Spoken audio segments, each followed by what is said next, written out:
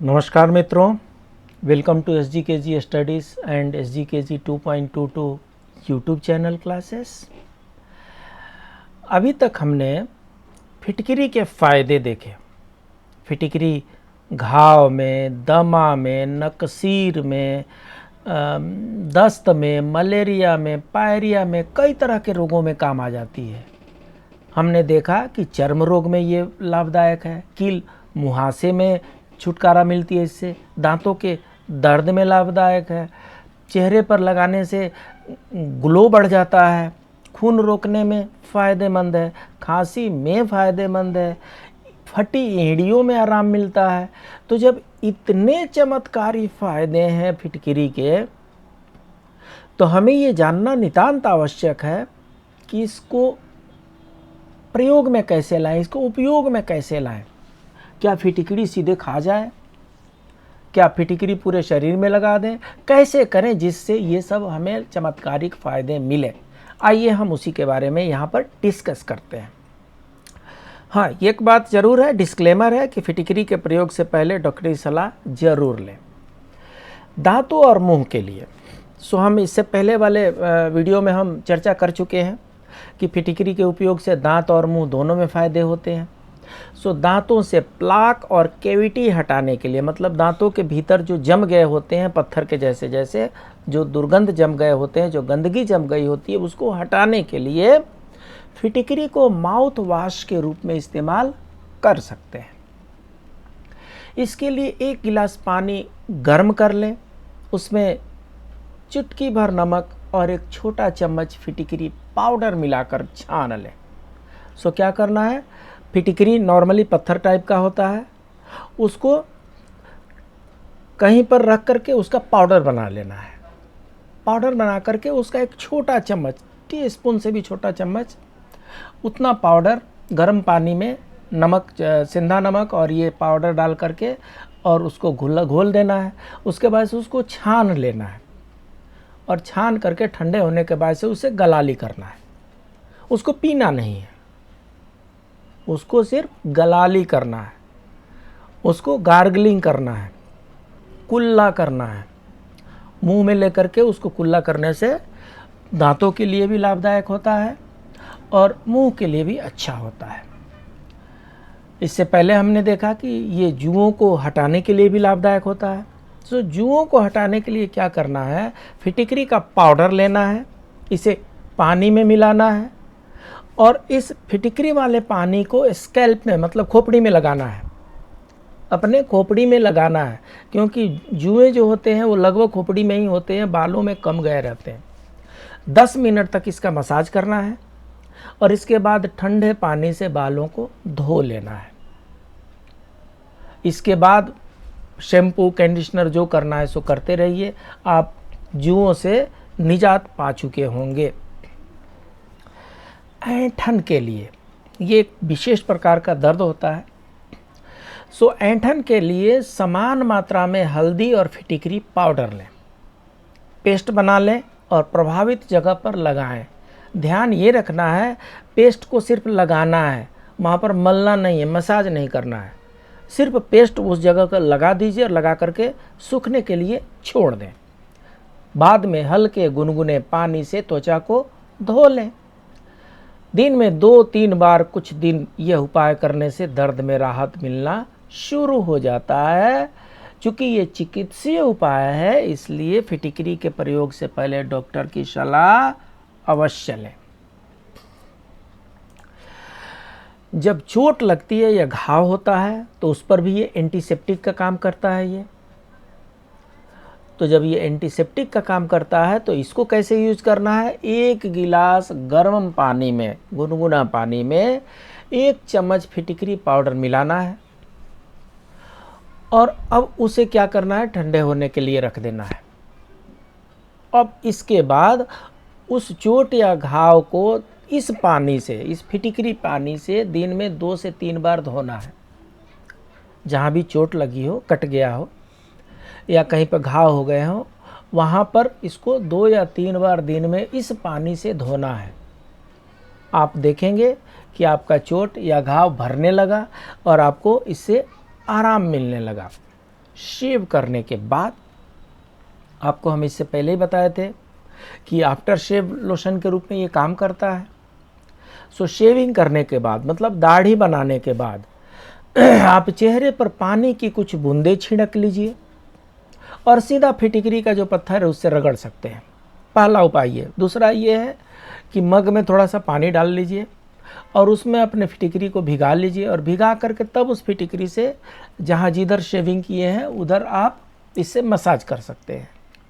ऐसा करने से सेप्टिक होने की आशंका कम हो सकती है। सेप्टिक होने का मतलब कहीं पर अगर कट गया हो तो पकेगा नहीं तो कई बार क्या होता है कि कट जाता है, कटने के बाद से वो फोड़े फुंसी के रूप में वो पकने लगता है। तो चूँकि ये एंटीसेप्टिक है, चूँकि ये एंटीबायोटिक है, इसलिए ये किसी भी प्रकार के बीमारी वाले बैक्टीरिया को पनपने नहीं देगा, वहीं पर सब ख़त्म कर देगा। और इसीलिए शेव करने के बाद इसको लगाते हैं। शेव करने के बाद लगाने का पर्पस एक और भी होता है, चूँकि ये एंटी रिंकल है, झुर्रियाँ बनने नहीं देता है, तो लंबे समय तक जो शेविंग वाला इलाका है, जो फेस वाला इलाका है, उसको तरोताज़ा बना करके रखता है। लंबे समय तक आदमी बूढ़ा नज़र नहीं आता है, जवान नज़र आता है। तो इसलिए भी शेव करने के बाद से फिटकरी को लगाना चाहिए। अब जैसा कि इसमें हमने चर्चा कर ही लिया झुर्रियों और एंटी एजिंग के लिए, तो चेहरे पर साफ पानी छिड़कें और फिटकरी के टुकड़े को सीधा पूरे चेहरे पर धीरे धीरे रगड़ें, आँखों और होठों को छोड़ करके। आँख में जलन हो सकती है, होठ पर भी नहीं लगाना है क्योंकि उसके तरीके अलग हैं। डायरेक्ट नहीं लगाना है, डायरेक्ट सिर्फ और सिर्फ चेहरे पर रगड़ सकते हैं। एंटी एजिंग के लिए हाथ में, पैर में, फेस पर, जहाँ जहाँ आपको लगाना है वहाँ पे पानी से थोड़ा सा भिगा लीजिए और थोड़ा सा वो फिटकरी का टुकड़ा ले लीजिए और धीरे धीरे रगड़िए। लंबे समय तक नौजवान दिखेंगे, बूढ़े नहीं लगेंगे। आजमा के देख लीजिए, हमारे जितने पूर्वज हैं वो इसका प्रयोग किया करते थे। जिनके पास सामर्थ्य होता था वे लोग फिटकरी का प्रयोग शेविंग के बाद किया करते थे। आज भी बहुत लोग करते हैं। अब प्रश्न ये उठता है कि फिटकरी अगर इतना लाभदायक है, इतना फायदेमंद है, तो इसको लंबे समय तक सुरक्षित कैसे रखें। तो वैसे फिटकरी उड़ने वाली कोई चीज़ है नहीं, फिर भी केमिकल एलिमेंट है, रासायनिक पदार्थ है। तो इससे क्या करना है, जहाँ कहीं भी रखना, जैसे भिगा करके यूज कर लिए, सूखने दीजिए, उसको सुखा करके रख दीजिए, लंबे समय तक सुरक्षित रहेगा। नहीं तो इसे किसी एयर टाइट कंटेनर में रख दीजिए, झंझट ही खत्म। एयर टाइट कंटेनर में रख देंगे। फिटकरी पाउडर को तो एयर टाइट कंटेनर में ही रखिए, सो दैट वो अपनी गुणवत्ता को बनाए रखे। सो इसमें कोई शक नहीं, इतना जानने के बाद इसमें कोई शक नहीं कि फिटकरी गुणकारी पदार्थ है, जिसका इस्तेमाल शरीर से जुड़ी कई परेशानियों के लिए कर सकते हैं। लेकिन फिटकरी के फायदे के साथ साथ फिटकरी से नुकसान को भी नकारा नहीं जा सकता है।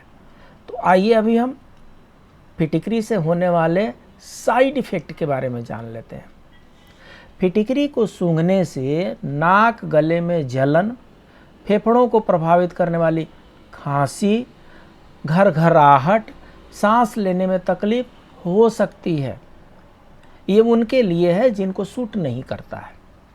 तो इसलिए पहले क्या करना है, किसी भी हाथ वगैरह पर, पैर वगैरह पर थोड़ा सा पानी रख करके वहाँ पर फिटकरी रगड़ करके और 10 मिनट 20 मिनट में उसका इफ़ेक्ट देखना है।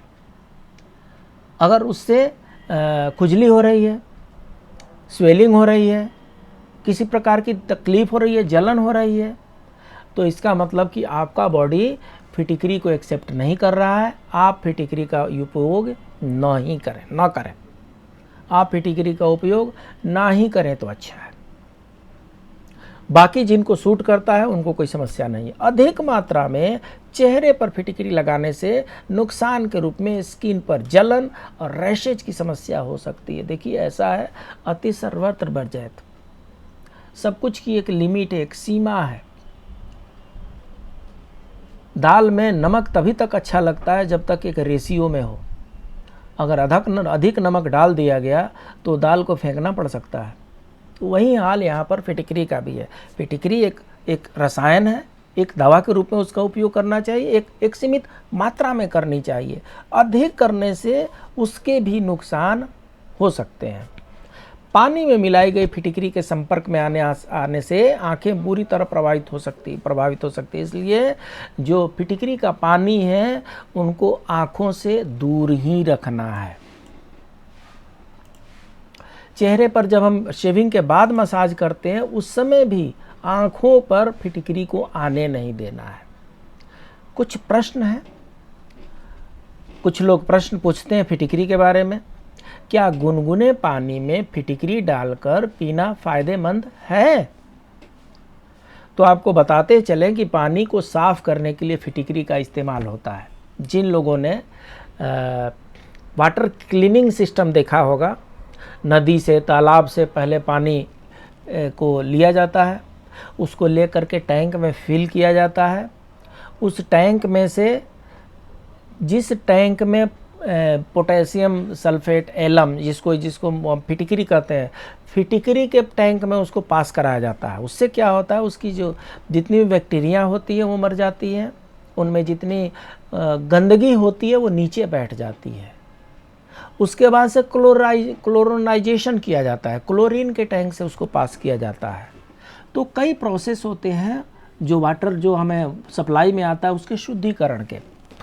तो उसी तरीके से यहाँ पर क्या होता है, घर में भी अगर आप बाल्टी में पानी लेते हैं, बाल्टी में चाहे मग में चाहे गिलास में पानी ले लीजिए, उसमें फिटकरी का एक टुकड़ा डाल दीजिए, चाहे फिटकरी उसमें डाल करके घुमा दीजिए, घुमा के निकाल लीजिए फिटकरी। थोड़ी देर में आप देखेंगे कि उसमें जितनी गंदगी है वो सब पेंदी में बैठ जाता है। आजमा के देख लीजिए, आजमा के देख लीजिए। मटमैला पानी ले लीजिए, थोड़ा सा, बरसात का पानी मटमैला होता है, तो थोड़ा सा मटमैला पानी ले लीजिए एक बकेट में चाहे मग में, और उसके बाद से 2 मग में रख लीजिए। दोनों मग में बराबर जैसा पानी रख लीजिए। एक मग में फिटकरी घुमा करके और निकाल लीजिए, और दूसरा मग में बिना फिटकरी का रहने दीजिए। दूसरे मग वाला जो जल है वो उसी की तरह वैसे ही मटमैला रहेगा, लेकिन जिसमें हमने फिटकरी डाल के निकाला है उसमें आप देखेंगे कि थोड़े देर में ही उसकी सारी मैल जो है, गंदगी जो है, मिट्टी जो है वो पेंदी में बैठ जाती है और ऊपर वाला जल शुद्ध हो जाता है। सो जल को शुद्ध करने के लिए फिटकरी का टुकड़ा डाल दिया जाता है और बाद में पानी को छानकर पीने के लिए इस्तेमाल लिया जाता है। ये चीज़ें बताई गई है कि मलेरिया में फिटकरी का पानी फ़ायदेमंद साबित हो सकता है। इसके लिए गुनगुने फिटकरी के पानी का सेवन लाभकारी माना जा सकता है। डॉक्टरी सलाह है, डॉक्टर से सलाह लेकर के ही ऐसा करना चाहिए। सो फिटकरी का पानी पी सकते हैं डॉक्टर के सलाह से। क्या फिटकरी का पानी पीना फ़ायदेमंद है? फिटकरी का पानी पीने से क्या होता है? अगर आपके मन में अभी यह सवाल है तो बता दें कि लेख में हमने फिटकरी के सेवन से कई फायदे बताए हैं। इसके लिए चुटकी भर फिटकरी को कुछ देर पानी में डालकर फिर उस पानी को छानकर पिया जा सकता है। क्या फिटकरी और शहद साथ में ले सकते हैं? फिटकरी और शहद के फायदे अस्थमा और खांसी की समस्या में राहत पहुंचा सकते हैं। इसके लिए फिटकरी और शहद को मिलाकर चाटने की सलाह दी जाती है। फिटकरी की तासीर कैसी होती है? तो फिटकरी की तासीर गर्म होती है। क्या हम फिटकरी खा सकते हैं? क्या यह सुरक्षित है? विशेषज्ञों के अनुसार फिटकरी को सीधे खाने की सलाह नहीं दी जा सकती। इसके पानी के सेवन का जरूर उपयोग किया जा सकता है, जिसकी चर्चा हम इसमें पहले कर चुके हैं। फिर भी जहाँ भी स्वास्थ्य से संबंधित बातें आएँ वहाँ पर अच्छा यही होगा कि पहले डॉक्टरी सलाह ले लें, उसके बाद ही ये सब करें। सो हमारा चैनल SGKG स्टडीज़, इस पर ऑलरेडी 236 वीडियो अपलोड किए जा चुके हैं। इस चैनल पर आप जाएं, लाइक करें, सब्सक्राइब करें, अपने दोस्तों के बीच में शेयर करें। हमारा दूसरा चैनल SGKG 2.22, इस पर भी आप जाएं, लाइक, सब्सक्राइब एंड शेयर करें। दोस्तों के बीच में शेयर करने से ज्ञान जो है, शेयर करने से, ज्ञान बांटने से बढ़ता है। अगर ज्ञान को अपने भीतर कुंठित करके रख लिए तो वहीं पर दम तोड़ करके समाप्त हो जाता है। इसलिए जो भी ज्ञान आपके पास हो, आपके पास आए, अपने दोस्तों के बीच में, अपने फैमिली एंड फ्रेंड्स के बीच में शेयर करें। मिलते हैं अगले लेक्चर में, अगले वीडियो में।